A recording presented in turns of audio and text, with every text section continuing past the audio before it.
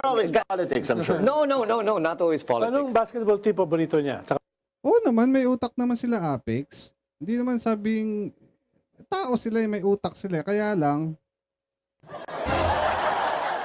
sorry to say, hindi nila magamit ng maayos. Di ba? paborito mo? Wala, lumaki kami sa UK, football kami. The beautiful game, no? Hindi kayo NBA. Importante maging bayaran o fanatic. Si Robin, di ba hindi siya bayaran? Go sa go. Di ba hindi siya bayaran? Sabihin na natin, fanatic siya. O tingnan mo yung mga sinasabi niya. The very best example ng pagiging fanatic, si Robin Padilla. Tuloy. Glad ng world. Oo. Anong importante? Pagka bayaran ka, ang importante sa'yo, mabayaran ka.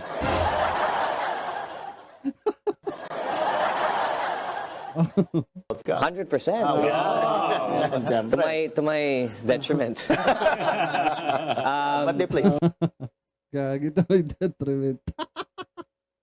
Ang kulit eh.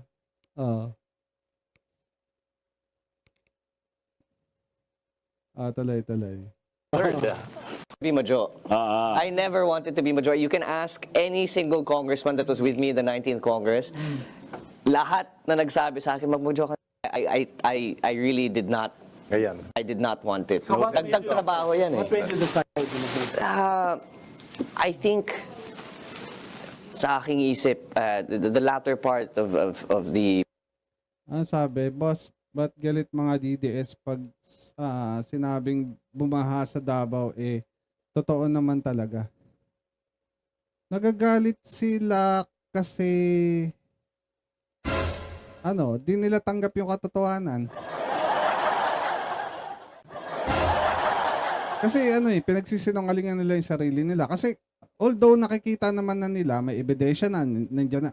Ano nga yan kung hindi man sila nababayaran, tatak nga ng pagiging fanatic kasi yan. Baka kahit lumubog na yung bahay nila, sasabihin nila hindi bumabaha sa Oo, may pagtanggol lang yung nila. Yung paniniwala nilang mali.